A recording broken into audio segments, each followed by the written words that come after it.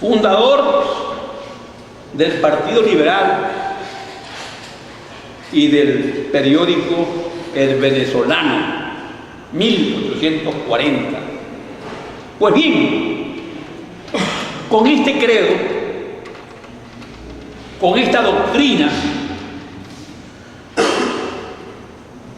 se va a impulsar un movimiento político que pone en debate lo que ha sido hasta ahora la confrontación entre liberalismo y conservatismo. Ahora, con el liberalismo amarillo, se está creando el liberalismo amarillo de Antonio Leocadio Guzmán. Con ese liberalismo hay un gran poder de influencia, en sectores sociales, de abajo. Como ustedes saben, todo este periodo 30-48 es el periodo paecista, y por allí van a pasar un grupo de interpuestas personas ocupando el título de presidentes.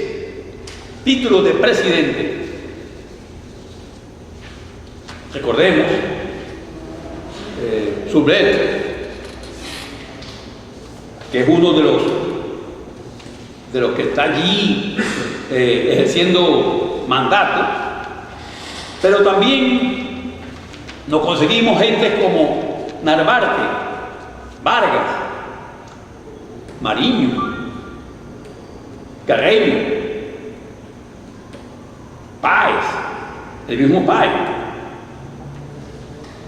Utilizó también a Santos Michelena, a Diego Bautista Boradeja, a José Tadeo Monaga y al mismo Antonio Leocadio Guzmán. En ese periodo, 30-48, Páez tiene un dominio sobre la situación. En uno de esos momentos, concretamente en el periodo 43-47, ha puesto en la presidencia a Sublet,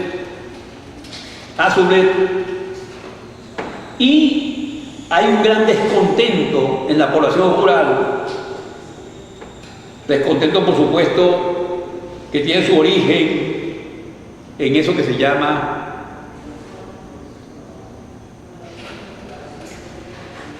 la inexistencia de tierras en mi mano. Es una masa laboral del campo que no tiene tierra para su trabajo. Pues bien, este descontento hace crisis en el 1946. Ya en el 44 había habido momentos difíciles en Villa de Cura y en Orituco. En Villa de Cura con Juan Silva, en Altagracia de Orituco con Juan Celestino Centeno. Pero en el 46 la situación se hace más difícil, sobre todo después de las elecciones presidenciales, en las cuales Carlos Sublet dispone que su sucesor se llama José Tadeo Monaga, aliado de Páez en ese momento. Y es Monaga quien le gana a Antonio Leocadio Guzmán. Y allí se hablaba de trampa, fraude, porque todo el mundo entendió que el ganador era Antonio Leocadio Guzmán, el hombre del liberalismo. Comienza allí, señores, por influencia de Antonio Leocadio Guzmán, unido ya, cercano ya a gente como el Indio Rangel o Zamora, comienza un movimiento, creo que se ha llamado como la insurrección de 1846, 46-47, una insurrección por reivindicaciones sociales, por tierra y libertad, por tierra y libertad. Este movimiento, por supuesto, va a ser aplastado cuando se da muerte, se descuartiza al indio y posteriormente se apresa a Zamora, se le condena a muerte, aunque luego el presidente Monagas le conmuta la pena por un exilio de 10 años. No era muerte, era cadena perpetua, se la lleva luego a 10 años. Pues bien,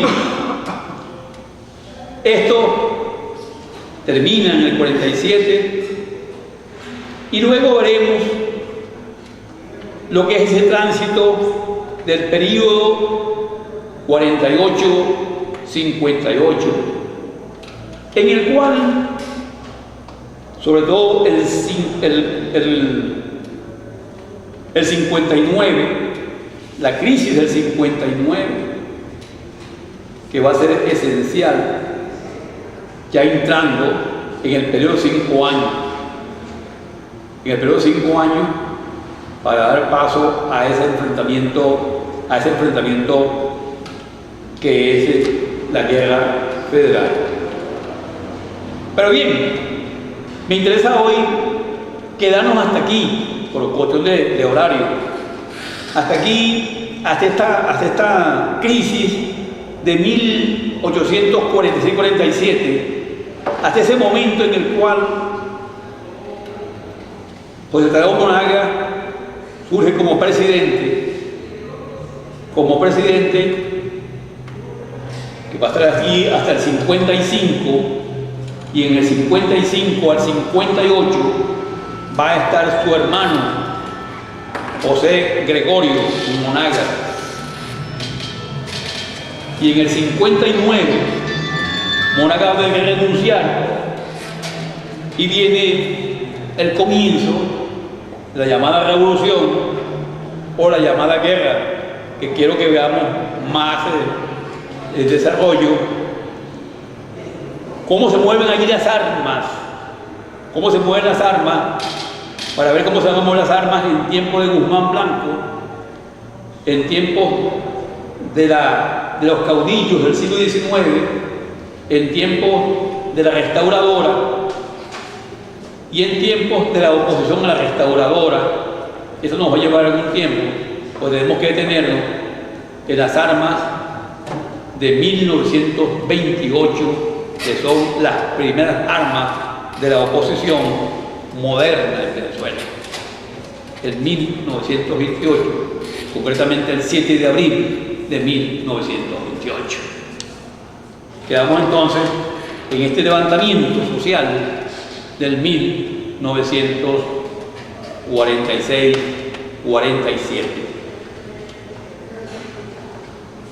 Si hay alguna pregunta, le pido a los compañeros, si uno va a preguntar, que se sienten por este lado para efectos de la filmación. Si hay una pregunta, se sientan por aquí, los que van a preguntar. Pero tienen que ser preguntas que tengan que ver con lo que estamos tratando, porque esto va para uso externo. Y preguntas puntuales, y después que terminemos la grabación podemos hacer otro tipo de conversación. Nada más que preguntas para yo terminar mi trabajo, más nada. Si no hay preguntas, lo dejamos hasta aquí. Y pasamos, diga. ¿Alguien más va a preguntar? Por aquí. Mi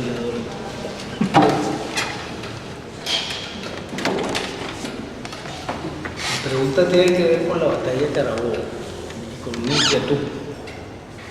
¿Hasta qué punto estaba seguro Bolívar que iba a triunfar en esa batalla? Que el ejército español se iba a retirar o no se iba a retirar, porque en el desarrollo de la misma pareciera, viendo el contexto, que Bolívar tenía dos cartas. Una, la de ganar, que todo general, jefe de ejército, pues, es lo primero que piensa. Pero la segunda, enviar a su enemigo de clase al matadero, manteniendo todas las otras tropas élite en reserva y que se salva por el heroísmo de la Legión Británica. Me gustaría conocer la opinión sobre eso.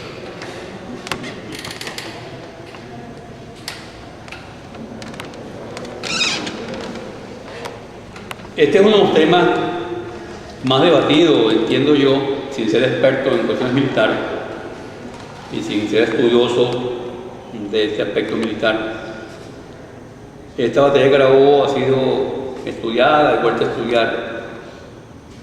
Y unas cosas, justamente, que más se ha comentado, es lo que se llama la astucia de Bolívar, en el sentido de haber hecho una planificación maestra. Una planificación que realmente resultó triunfante. Hay quienes dicen que el gran triunfador de Carabobo fue Páez, que fue el jefe de Carabobo. Hay quienes opinan, por otra parte, que la gran estratega fue Bolívar, y sobre todo cuando tuvo la audacia de encabezar la contienda, lanzando adelante la vanguardia, la Legión Británica, la cual fue exterminada. Y sobre ese exterminio se construyó los beneficios o el propio triunfo. En realidad no puedo tener una opinión propia sobre el asunto. Habrá que investigar cuestiones militares. Esta no se considera una batalla modelo en esa dirección, pero en realidad habría que hacer mayores excursiones para tener una opinión más acertada, más próxima a todo esto. En términos generales y políticos, hay que señalar, sin embargo, que este es el momento en el cual las llamadas fuerzas patrióticas muestran mayor fortaleza y el contrario, mayor debilidad. Y es por eso que se ha considerado que con esta batalla se sella lo que se ha llamado la independencia nacional.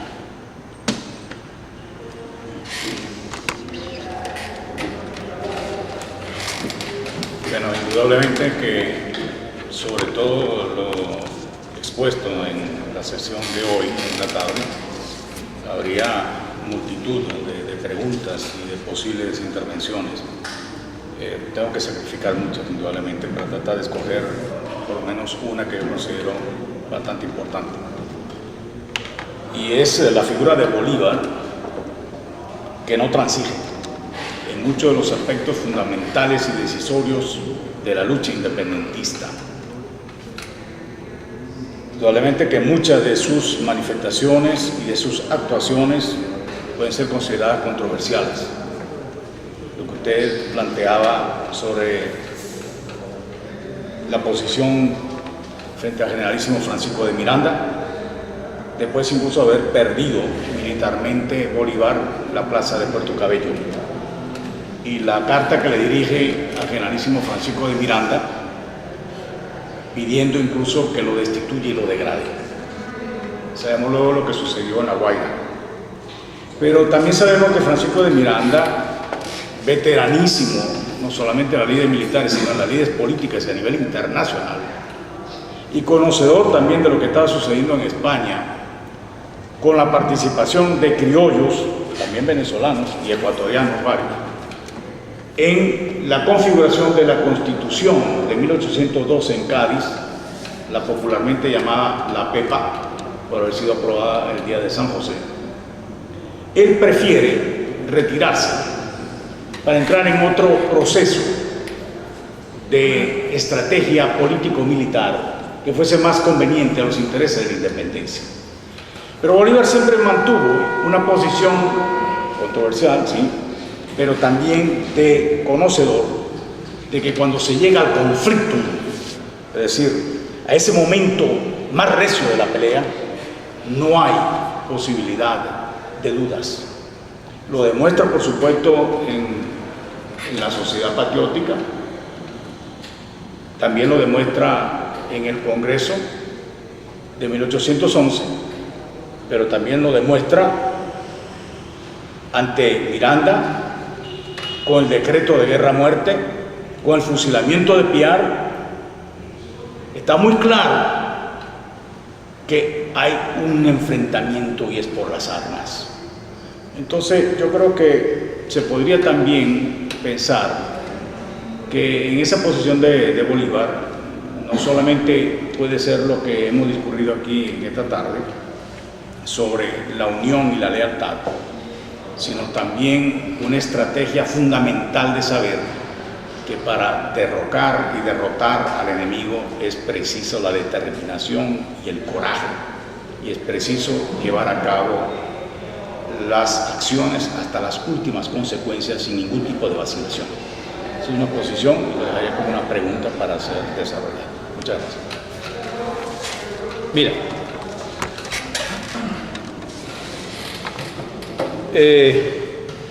el fondo de tu intervención, del fondo de tu intervención rescato básicamente tu inquietud por el Bolívar que no transige, el Bolívar de posiciones determinantes, concretas, arriesgadas y, en fin, necesarias. Tú mismo lo dijiste, Mamón, situación polémica, bien polémica, porque aludiste, entre otras cosas, al Bolívar que fracasa en Puerto Cabello y que no hace ningún tipo de crítica a su fracaso, o el Bolívar de la determinante, uso tu palabra, que acomete el crimen de La Guaira.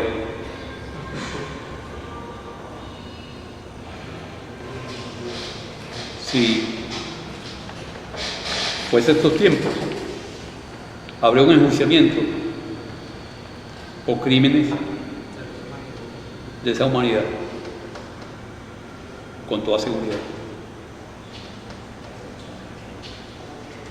También eso está en el marco de la guerra-muerte. ¿Cierto? Y determinación, hay carácter, hay dominio, hay intransigencia, pero es que eso, ciertamente, esos son los rasgos que tenemos que aceptar como válidos, como grandiosos, como únicas virtudes, como máximas virtudes.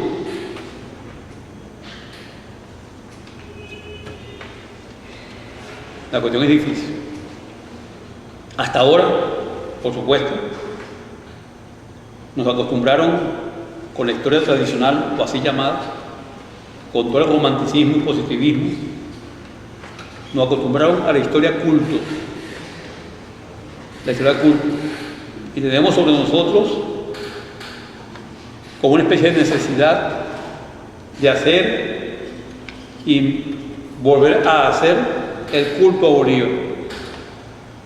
Creo que ha llegado el momento, como apuntaba Enrique Bernardo Núñez, de comenzar a desmontar el culto a Bolívar y comenzar a verlo como otro dirigente militar y político que seguramente no era radicalmente distinto a Páez o a Mariño o a Sucre o a cualquiera de ellos,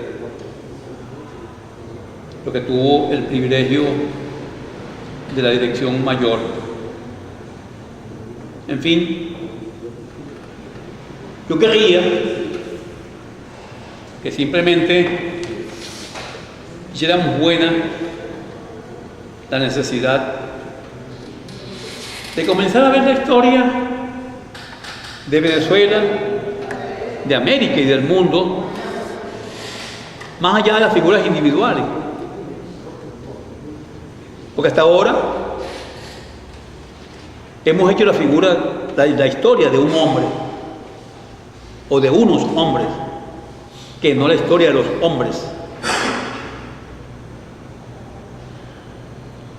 El pueblo está presente en Carabobo en la figura de Negro Primero, que hasta algunos han reído con su despedida ante Páez, pero más nada. Los pueblos, los colectivos, no tienen historia, no tienen determinación,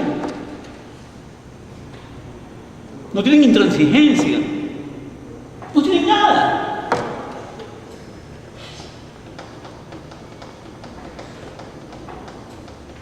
Bolívar liberó naciones. Y desde mi escuela nos dijeron que Bolívar liberó naciones. Bueno, creo que llegó el día en decir que ningún hombre individual y solitario libera nada.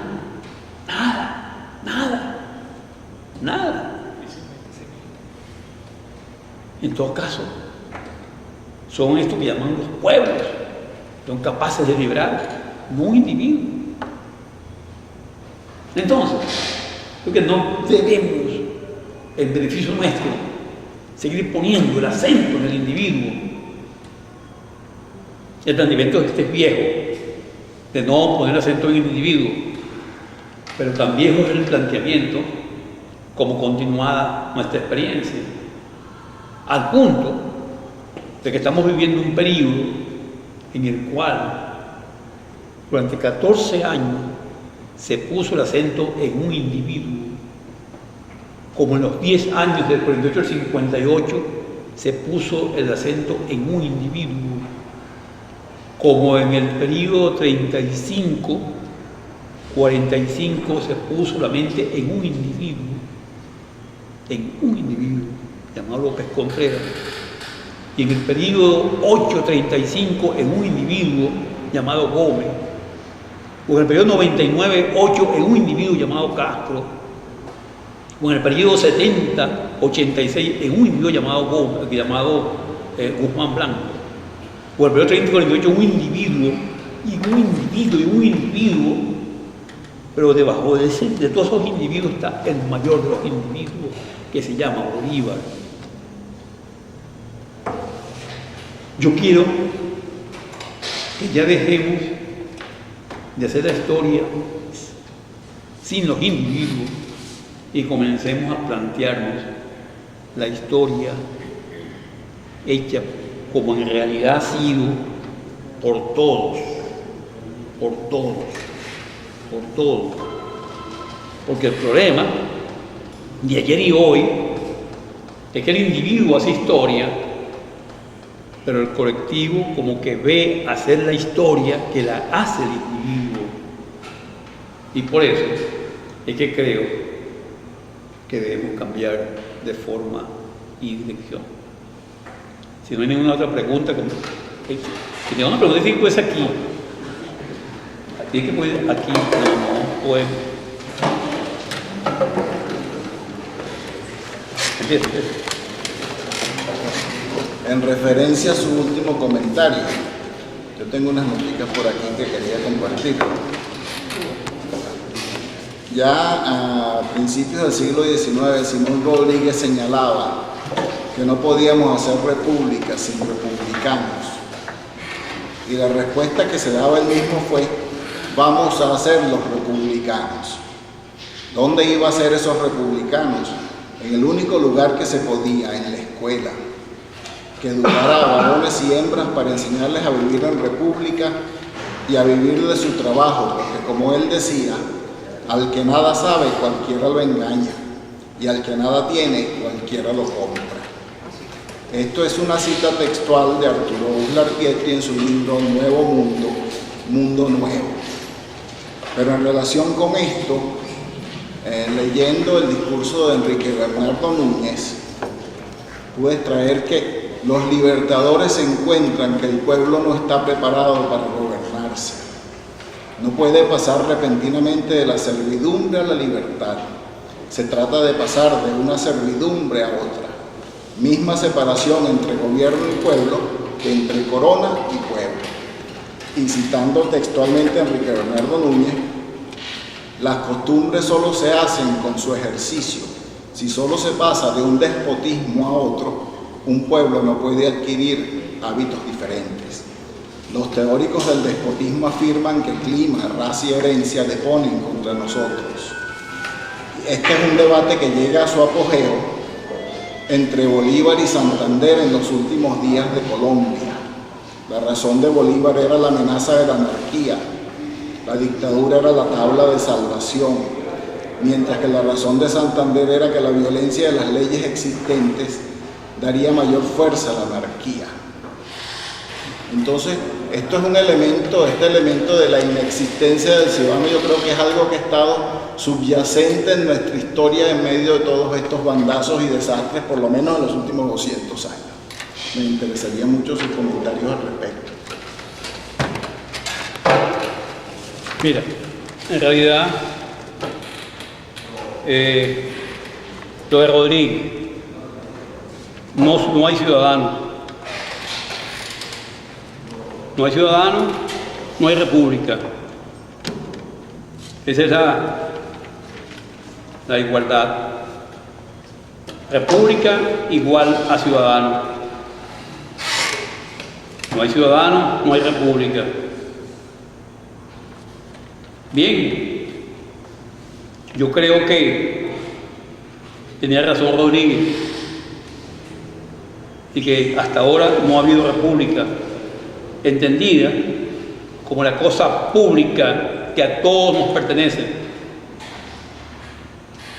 Hay, sí, una denominación de república, pero hasta ahí hemos llegado a la denominación. En ese sentido, si no hay esa república y ese ciudadano, no hay libertades. En tanto que no hay lo que se llamaría la organización de la libertad. No hay el aparato republicano para las libertades. En consecuencia, estamos como en un campo andante, como que estos andantes, mas no en una tierra firme en la cual haya un cuerpo de instituciones dispuestas para establecer, mantener y desarrollar la ciudadanía. La ciudadanía, en definitiva y conclusión, es todavía hoy una aspiración Y al lado de esa aspiración está otra, mayor tal vez, que es la aspiración de democracia, que engloba ciudadanía, pero que engloba libertad, que engloba justicia, que engloba igualdad. Eso, esa institución con esos valores, no la hemos tenido, no la tenemos. Podemos esperar, podemos decir, a lo mejor en términos de utopía, que la tendremos, o que por lo menos la tendrá alguna